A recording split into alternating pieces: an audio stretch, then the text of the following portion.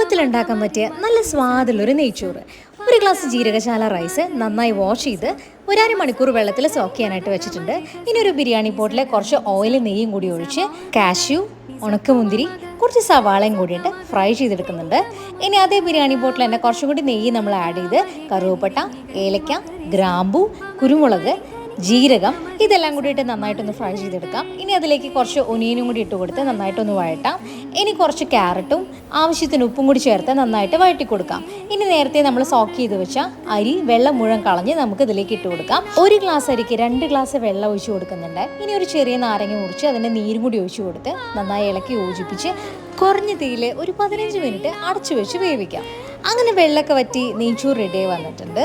ഇനി അതിലേക്ക് കുറച്ച് നെയ്യ് ഒഴിച്ച് കൊടുക്കാം. നേരത്തെ ഫ്രൈ ചെയ്ത് മാറ്റി വെച്ച ഒനിയനും കാഷ്യും മുന്തിരിയൊക്കെ ഇട്ട് കൊടുക്കാം. ഭംഗിക്ക് കുറച്ച് മല്ലിയിലും കൂടി ഇട്ട് കൊടുത്ത് അടച്ച് വെക്കുന്നുണ്ട്. ഇനി തുറക്കാം. നെയ്ച്ചോറ്